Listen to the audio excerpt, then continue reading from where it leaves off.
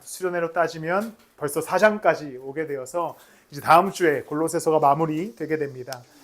수련회 기간 동안 수고해 주신 분들 너무 수고하셨고 또 함께하지 못한 이들도 또 마음 쓰고 또 신경 써 주셔서 감사합니다. 또 나중에 그 장소를 우리가 계속 가도 좋겠다. 여름에는 이제 사실 냉방 문제를 좀 해결하고 겨울에는 차가 올라가는 문제만 해결하면 30분이면 걸어 올라간다고 하니까 겨울에 걸어 올라가서 예배해도 좋겠다라는 생각이 들었는데 최근에서 갔다 오면서 겨울에는 당일이든 1박 2일이든 가서 다른 프로그램 없이 그냥 이렇게 기도하고 찬양하고 와도 되게 좋겠다라는 생각이 들었습니다. 그래서 나중에는 꼭 다 못 가신 분들도 함께 가시면 좋겠습니다. 오늘 우리가 기도에 관해서 나눠보고자 합니다. 이제 4장으로 오면서 바울이 편지를 마무리하는 시점이 됩니다. 그래서 마무리할 때쯤 되면 보통 바울이 하는 것이 내가 너희들을 위해 이렇게 기도해 줄게. 너희들은 나를 위해서 이렇게 기도해 줘. 그리고 누구에게 무난하고 누구에게 무난하면서 보통의 골로새서뿐 아니라 바울 서신들의 마무리가 그렇게 되게 됩니다. 그중에 오늘 4장 초반부에는 바울이 골로새 교인들에게 너희는 이렇게 기도해 줬으면 좋겠어 라고 하면서 기도에 관한 이야기를 짧게 하게 되지요. 오늘 이 말씀을 통해서 우리의 기도, 어떻게 기도할 것인가, 또 기도는 무엇인가에 대해서 함께 좀 나누어 보고자 합니다. 기도라고 하는 것은 사실 이 기준점이 없어서 참 어려운 것 같아요. 예를 들어 예배 드린다라고 하면 주일에 한 번 와서 예배 드리니까 약간 이게 뭔가 되잖아요. 나 예배 드렸어. 되잖아요. 또 성경 읽는 것도 물리적으로 몇 장 읽었어. 혹은 일독했어. 아니면 몇 권 읽었어. 이게 물리적으로 드러납니다. 공동체를 이루는 것도 물리적으로 드러나죠. 오늘 교회 갔다 왔어. 교회 기도 제목을 나눴어. 다 드러납니다. 근데 기도라는 것이 어려운 이유는 드러나는 게 없어요. 심지어 예수님께서는 말씀하시면서 기도 드러나게 하지 마. 골방에 들어가서 기도해 라고 명령하시고 또 아무 말이나 하지 마. 중언부언하지 마 라고 얘기하면서 기도에 대해서 굉장히 어렵게 설명하시고 드러나는 것 없이 예를 들어서 예수님이 시간이 중요하다. 오랫동안 기도해라. 이러면 뭔가 마음이 위안이 되죠. 그냥 시간을 내어서 하면 되니까. 아니면 그냥 기도를 금식을 하루에 일주일에 한 번 해. 이렇게 뭔가 미션을 주셨으면 좀 더 쉬웠을 텐데 예수님께서는 기도에 대해서 매일 기도해라. 항상 기도해라 라고 하시면서 기도에 대한 명확한 어떤 기준점을 마련해 주시지 않았기 때문에 우리가 기도를 이해하는 것이 어렵습니다. 그러나 우리가 이제 성경에 기록되어 있는 기도, 어떻게 기도할 것인가, 무엇을 기도할 것인가에 대한 나눔을 통해서 우리가 좀 더 기도에 대해서 선명히 알고 우리의 삶의 기도를 좀 바꿔나가게 되기를 원합니다. 여러분들이 오늘 어떠한 기도 제목을 갖고 계시던지 또 어떠한 기도 제목을 품고 계시던지 상관없이 오늘 예배 후에 우리가 공동체 기도 제목을 나누고 또 기도할 때에 오늘 말씀을 나눈 대로 일주일 동안 기도해보는, 그래서 우리의 기도가 회복되어지는 시간이 되기를 소망합니다. 먼저 기도에 대해서 이야기하면서 4장 2절 말씀을 보면 바울이 이렇게 기록합니다. 함께 읽겠습니다. 시작.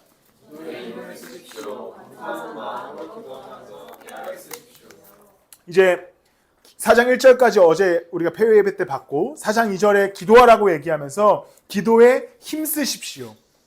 감사하는 마음으로 기도하면서 깨어 있으십시오 라고 말씀합니다. 그리고 이것을 개정판으로 보면 기도를 계속하고 기도에 대해서 감사함으로 깨어 있으라 라고 말씀합니다. 기도라고 하는 것을 바울도 골로새 교인들에게 얘기할 때 기도에 힘써라. 기도를 계속해라. 끊임없이 기도해라 라고 얘기합니다. 그런데 오늘 이 본문에 지나칠 수 있는 한 가지 구절이 있는데 감사하는 마음으로 기도하면서 깨어 있으십시오 라고 얘기합니다. 기도를 하는데 무슨 마음으로 기도하냐면 감사하는 마음으로 기도하라고 얘기합니다. 우리가 보통 기도할 때 감사가 나올 때는 언제입니까? 응답될 때죠. 보통 응답될 때. 내가 하나님 이렇게 기도했는데 이렇게 응답해 주셔서 감사합니다. 하나님 내가 이런 기도 제목이 있는데 이런 일들을 발생시켜 주셔서 감사합니다. 보통 우리가 기도할 때는 이러한 패턴으로 기도할 때가 있어요. 그런데 그냥 지나칠 수 있는 이 구절에 바울이 얘기하기를 기도에 힘쓰십시오. 감사하는 마음으로 기도하면서 깨어 있으십시오. 이 구절에는 응답에 관한 이야기가 기록되지 않습니다. 내가 이렇게 응답해주면 감사해 라고 말씀하시지 않고 일단 기도해라. 그리고 일단 감사함으로 기도해라. 왜 그럴까요? 왜 감사함으로 기도해야 될까요? 이것은 하나님이 살아계시다라고 하는 증명입니다. 하나님이 살아계시다. 하나님이 나를 구원하여 주셨다. 그러니 내가 그분 앞에서 기도할 수 있게 되었다. 그러니까 기도라는 것이 응답되어져서 감사한 게 아니라 할 수 있게 됨에 감사한 것이죠. 하나님이 살아계시고 그가 나를 구원하여 주셨고 그것이 내 안에 확실한 진리로 다가와서 내가 그 예수 그리스도를 믿게 되었고 그러면 그 믿음 안에서 기도할 수 있게 된 것이 그냥 감사한 일인 거예요. 응답되어서 감사한 것이 아니라 하나님이 나를 지켜보고 계시고 보호하고 계시고 함께 계신다. 내가 나한테 기도해. 우리 같이 대화해보자. 라고 하신 은혜가 있기에 우리는 감사함으로 끊임없이 기도할 수 있게 된 것입니다. 단순히 우리의 기도의 제목이 응답되고 기도를 통해 뭔가 복을 받고 기도를 통해 막 갑자기 뭔가 뒤집어지고 막 뭔가 역사가 일어나고 이래서 응답되어짐에 감사를 드리는 것이 아니라 아직은 응답되지 않았더라도 우리가 기도할 수 있게 된 것에 감사하는 것이죠. 왜냐? 하나님이 살아계시기 때문입니다. 그냥 그 자체가 감사의 제목인 거예요. 하나님이 살아계시고 예수 그리스도께서 나를 구원하여 주셨고 그의 십자가가 나를 죄에서부터 건져내 주셔서 자녀 삼아 주셨고 이제 자녀인 내가 하나님의 계획 안에 거하게 되었기 때문에 우리는 감사함으로 기도할 수 있게 된 것입니다. 모든 기도의 시작은 살아계신 하나님에 대한 인정으로부터 시작됩니다. 하나님 살아계시다. 그러니까 지금 내 삶에 문제가 생겼고 어려움이 생겼고 고통이 있고 뭐 여러 가지 힘든 일들이 있고 해결되지 않는 기도 제목들이 가득하지만 우리가 확실한 믿음, 하나님이 살아계시다. 그 믿음 안에서 내가 기도할 수 있게 되었다. 이게 감사의 제목입니다. 하나님과 대화할 수 있게 되었다. 내 계획을 그에게 맡길 수 있게 되었다라는 것이죠. 사랑하는 성도 여러분, 기도를 회복해야 합니다. 이것은 응답되지 않음에 절망하는 기도가 아니라 하나님이 계시고 내 기도를 들어주고 계심에 우리는 감사함으로 기도로 나아갈 수 있어야 되는 것이죠. 모든 기도의 시작은 그가 살아계시고 그가 역사하시고 그가 나보다 나의 삶을 더 잘 아신다라고 하는 인정, 하나님에 대한 믿음, 그가 나보다 나를 더 잘 아신다. 그리고 그가 이 땅의 창조자이시자 만물의 주관자이시다. 시간의 주관자이시고 모든 역사의 주관자이시기에 나는 그를 믿는 믿음 안에서 감사함으로 기도한다. 그가 응답하실 때까지 기도하고 그의 뜻과 그의 계획을 이루며 살아가는 인생이 진짜 기도의 멋진 모습인 것이죠. 예전에 신학교를 다닐 때 제가 이 예화를 몇 번 해서 아시는 분들도 있을 텐데 저희는 새벽 예배 때 이렇게 학생들이 돌아가면서 설교를 합니다. 주영도 경험했을 텐데 그럼 가끔 되게 이상한 사람들이 올라올 때가 있어요. 뭐야?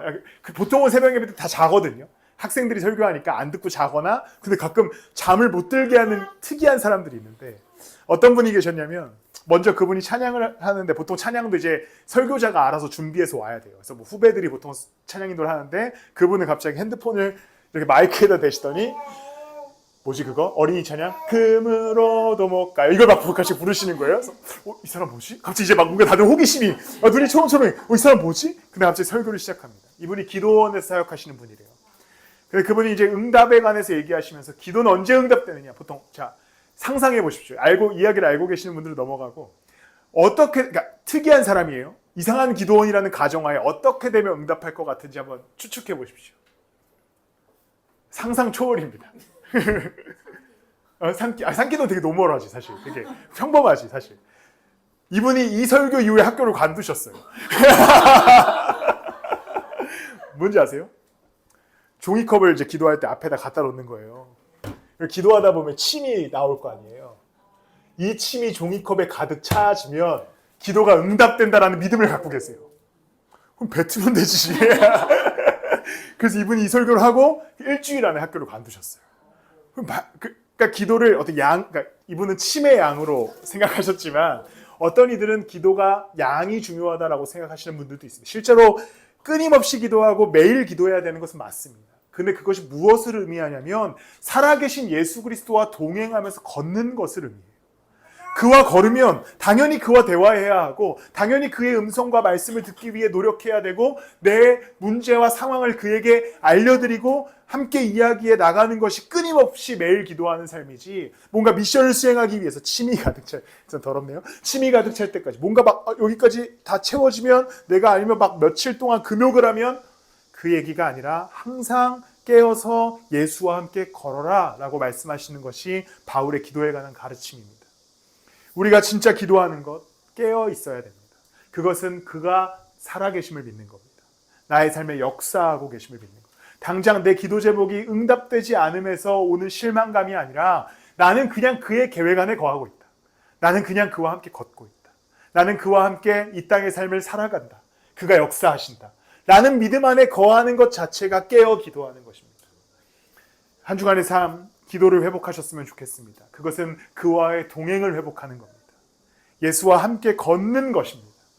그러면서 그 안에서 진짜 기도를, 진짜 감사의 기도를 드려지는 우리 성도님들 되시기를 예수님의 이름으로 축복합니다. 그리고 바울은 이제 성도들에게 기도를 부탁합니다. 3절에 이렇게 부탁하죠. 함께 읽겠습니다. 시작. 또 하나님께서 전도의 문을 우리에게 열어주셔서 우리가 그리스도의 비밀을 말할 수 있도록 우리를 위해서도 기도하여 주십시오. 나는 이 비밀을 전하는 일로 매여 있습니다. 바울은 지금 어떤 상황이냐면 감옥에 갇혀 있어요. 로마 감옥에 갇혀 있습니다. 당장 내일 죽어도 할 말이 없는 상황이었어요. 근데 그가 골로새 교인들에게 자신의 기도를 부탁합니다. 기도해 주십시오. 뭐라고 기도합니까? 하나님께서 전도의 문을 우리에게 열어주셔서 우리가 그리스도의 비밀을 말할 수 있도록 우리를 위해서도 기도하여 주십시오. 저였으면 어떻게 기도를 부탁했을까요? 저 제발 내일쯤은 풀려나게 해주세요. 라고 기도하지 않아요. 여러분들이라면 감옥에 갇혀 있을 때 공동체에게 편지를 쓴다고 생각합시다. 뭔가 범죄를 저질렀다고 하면 좀 그렇고 억울한 일을 당해서 누명을 써서 감옥에 들어갔어요. 그래서 이제 강동교회에다가 편지를 씁니다. 뭐라고 쓰겠습니까? 영치금 좀 넣어주세요. 보통 그런 거 쓰시겠죠. 뭐 배가 고픕니다. 제가 고기를 좀 먹고 싶습니다. 이런 거 보통 쓰지 않겠습니까? 바울이 로마 감옥에 갇혀서 쓰는 이야기가 뭐냐면 우리에게 전도의 문을 열어주셔서 복음을 전할 수 있게 해달라. 그러니까 바울의 기도는 어디에 초점을 갖고 있냐면 하나님의 뜻이 일어나게 해달라고 기도하는 겁니다. 당장 내가 감옥에서 풀려나게 해달라고 기도하거나 고통에서 벗어나게 해달라고 기도하는 것이 아니라 일단 나는 복음으로 인해서 매인바 되었다. 감옥에 갇혔다. 그러나 당신들이 나를 위해서 기도해야 하는 것은 내가 풀려나든 갇혀있든 상관없이 나를 통하여, 우리를 통하여 복음이 전해지도록 기도해달라고 부탁하는 것이죠. 바울은 자신의 현재 상황 속에서 하나님의 뜻을 구하는 기도를 하게 됩니다. 우리는 주기도문을 잘 알고 계시죠. 우리가 그로업할 때 기도에 관해서 배울 때 항상 이야기하는 본문입니다. 예수님께서 마태복음에서 너희는 이렇게 기도하라. 기도의 하나의 표본을 가르쳐 주시면서 주기도문 초안부에 이런 기도를 하시게 됩니다. 그 나라를 오게 하여 주시며 그 뜻을 하늘에서 이루신 같이 땅에서도 이루어 주십시오. 예수님께서 너는 이렇게 기도해야 돼. 기도가 뭐냐면 이렇게 기도하는 건데 하나님의 뜻이 이 땅 가운데 하나님의 뜻이 너희들의 삶 가운데 이루어지기를 기도해 라고 기도를 가르치시죠. 바울은 감옥에 갇혀서 감옥에서 나오고 혹은 감옥에서 있고 이게 중요한 문제가 아니었습니다. 감옥에 있더라도 하나님의 뜻이 이루어지는 것이 중요한 문제였고 감옥에서 나오더라도 하나님의 뜻이 이루어지는 것이 중요한 문제였습니다. 그러니까 항상 바울의 초점은 하나님의 뜻이 이루어지는가 하나님의 뜻이 이루어지지 않는가의 기도의 제목에 초점을 두고 있었던 것이죠. 우리의 기도 제목도 이제 내 계획을 실현시켜 주세요. 내 상황을 나아지게 해주세요. 내 고통의 문제를 해결해 주세요. 라고 기도하기 이전에 하나님의 뜻이 이 땅 가운데 내 삶 가운데 이루어지게 해달라는 기도로 우리는 기도할 수 있어야 됩니다. 이게 왜 가치가 있을까요? 이게 만약에 하나님의 뜻이 불완전하다면 억울한 일이죠. 내 계획이 더 완전한 것 같고 하나님의 계획이 불완전한데 하나님이란 이유로 그의 뜻을 구하면 억울하죠. 그런데 하나님의 뜻은 가장 완전하고 그의 계획은 완벽하고 그의 생각은 끝이 없는데 우리의 계획을 두고 기도하기보다는 내 계획을 잠시 접어두고 이제 하나님께 나아가는 겁니다. 하나님 당신의 계획은 무엇입니까? 이 땅의 주관자, 나를 창조하신 분, 나를 태초부터 계획하신 당신의 계획을 내 삶 가운데 이루어 주십시오. 그가 완벽하기 때문입니다. 그는 완전하시기 때문이죠. 그렇기 때문에 내 기도 제목을 갖고 나가더라도 하나님의 계획을 물을 수 있어야 됩니다. 그 뜻이 제발 내게 빨리 이루어달라고 기도할 수 있어야 되는 것이죠. 어느 날 예를 들어서 제가 운동을 하기로 결정했다고 칩시다. 어제 이제 그걸 보고 왔으니까. 갑자기 이제 나도 대회에 나가봐야겠다. 그리고서 계속 혼자 운동을 해요. 막 혼자. 그리고서 혼자 이렇게 생각하는 거죠. 아, 이렇게 운동하면 그런 몸이 나올 거야. 혼자 생각합니다. 혼자서 계속 제 어떤 루틴을 만들어서 제 계획대로 운동을 하고 먹어요. 몸이 만들어지겠습니까? 안 만들어지죠. 왜냐면 저는 그거에 대해서 제 근육이 어떻게 생성되어지는지에 대해서 전혀 알지 못하거든요. 근데 제가 이삭에게 물어봅니다. 나도 대회에 나가려면 어떻게 해야 될까? 이삭이 다시 태어나야 될 것 같은데요? 뭐 이렇게 얘기해 줄 수 있지만 어떤 이제 방법을 알려주겠죠. 어깨는 이렇게 만들고, 뭐 복근은 이렇게 복근 쉽지 않겠는데? 뭔가 이게 이렇게 한 번도 상상해보지 않았어요. 제 인생에 복근이 있다는 것을. 근데 아주 이렇게 뭔가 계획과 틀을 짜줄 거 아닙니까? 왜냐면 어떻게 하면 근육이 생기는지를 훨씬 당연히 더 잘하는 사람한테 물어보는 것이 당연한 일입니다. 그런데 우리의 인생을 우리보다 더 잘하는 분이 계시죠. 하나님이시잖아요. 그러니까 우리가 기도하는 것은 내 계획과 뜻이 이루어지게 해달라고 하나님을 막 옆구리를 찌르고 쪼르는 게 아니라 나보다 나를 더 잘하시는 하나님, 내 머리카락까지 세시는 하나님, 나를 태중에서부터 계획하시는, 그 전부터 계획하신 하나님이 내 인생을 그분의 뜻 안에서 잘, 혹은 하나님의 더 완전하신 뜻으로 이끌어달라고 하는 것이 진짜 기도의 제목입니다. 바울은 감옥에 갇힌 상황에서 제발 나 좀 살려주세요, 나 좀 풀어나게 해주세요, 이렇게 기도하지 않습니다. 그는 하나님의 뜻이 이루어지게 돼 복음이 전파되게 해달라고 기도합니다. 바울은 알았거든요. 지금 이 시대에 필요한 것은 복음 전파다. 내가 감옥에 갇힌 것도 그 이유 때문이고, 내가 살아도 주를 위한 것이고 죽어도 주를 위한 것이니 나는 오직 그 일만을 위해서 기도한다. 여러분들의 한 주간의 삶도 많은 기도의 제목들이 있을 겁니다. 뭔가 당장 급한 문제들도 있을 것이고, 해결해야 될 감정의 문제들도 있을 것이고, 다양한 상황들이 있을 테지만 이번 한 주만큼은 기도할 때 그 모든 것들을 잠시 접어두고, 하나님, 당신의 뜻이 무엇입니까? 당신의 뜻을 이루어 주십시오. 혹은 내가 지금 급하니 빨리 이루어 주십시오. 이러한 간구로 나아가시길 소망합니다. 그분의 뜻이 우리의 뜻보다 훨씬이라는 단어도 어울리지 않을 만큼 크신 뜻입니다. 우리의 계획보다 우리가 상상할 수 없을 만큼의 완전한 완벽한 계획을 갖고 계십니다. 그러니 한 주간 그분의 뜻을 구하는, 작은 응답이 되지 않는다고 해서 불평하기보다 크고 놀라우신 그분의 계획 안에 내가 서 있다라고 하는 믿음으로, 확신으로, 담대함으로 걸어가시기를 예수님의 이름으로 축복합니다. 마지막으로, 기도하는 자는 항상 타인을 향할 것을 이야기합니다. 오늘 바울이 골로새 교인들을 향해서 기도를 부탁할 때에 바울에게, 골로새 교인들에게 이렇게 기도하죠. 나를 위해 좀 기도해달라. 타인을 향하죠. 바울도 골로새서 1장 3절에서 이렇게 얘기합니다. 우리는 여러분을 위하여 기도할 때에, 바울도 골로새 교인들을 향해서 기도가 향하고 있죠.